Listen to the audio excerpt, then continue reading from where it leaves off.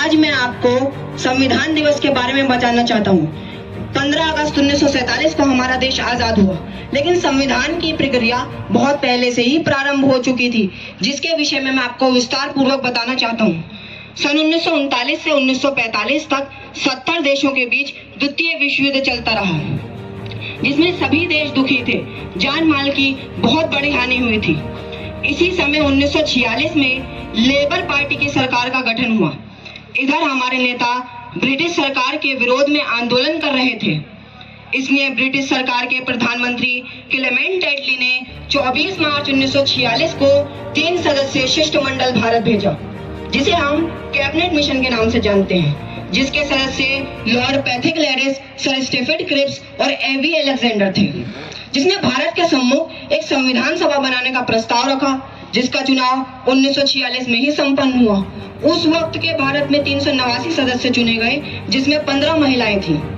इसी बीच हमारे आंदोलनकारियों की मेहनत रंग लाई और 15 अगस्त 1947 को हमारा देश आजाद हुआ और हमारे देश का बंटवारा हुआ। तो 99 सदस्यों की संख्या कम होकर फिर हमारे सदस्यों की संख्या 299 रह गई, जिसके अध्यक्ष डॉक्टर राजेंद्र प्रसाद को चुना गया। तब हमारे नेताओं ने पूर्ण रूप से 29 अगस्त 1947 को भीमराव अंबेडकर की अध्यक्षता में 7 सदस्यों की एक प्रारूप सभा का गठन किया। तब यह कार्य प्रारंभ हुआ। सन 1948 में प्रारूप सभा ने मसौदा प्रकाशित करके जनता से सुझाव मांगे, जिस पर 7635 सुझाव आए, जिस पर 2 साल 11 महीने 18 दिन के बाद हमारा संविधान बनकर तैयार हुआ।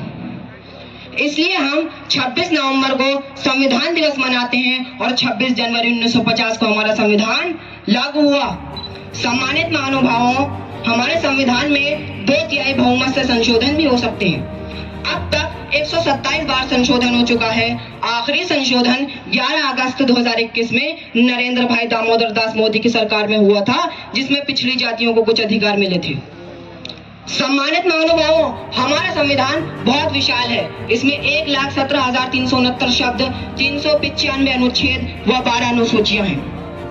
और हमारे संविधान की सबसे बड़ी विशेषता इसके मूल अधिकार हैं, जो इस प्रकार हैं: समानता का अधिकार, स्वतंत्रता का अधिकार, शोषण के विरुद्ध अधिकार, धार्मिक स्वतंत्रता का अधिकार, संस्कृति का अधिकार और अधिकारों की रक्षा का अधिकार। सम्मानित महानुभावों, बात बहुत लंबी हो गई। ये संविधान हमें आसानी से नहीं मिला। इसके लिए हमारे देश के लाखों भाव के जवानों ने अपनी जानों की कुर्बानी दी है। कितनी माओं की गोदें सुनी हो गई, कितनी बहनों के सुहाग उजड़ गए, लाखों बच्चे अनाथ हो गए, तब कहीं जाकर हमें संविधान मिला है। अब हमारा कर्तव्य है संविधान की रक्षा करना, संविधान द्वारा बताए गए कर्तव्यों का पालन करना। हम जिस क्षेत्र में भी हैं, हमें अपना कार्य निष्ठापूर्वक, ईमानदारी और लगन से करना है। यही हमारे संविधान विधाताओं को सच्ची श्रद्धांजलि होगी। इसी के साथ मैं अपनी वाणी को विराम देता हूँ। जय हिंद, जय भारत।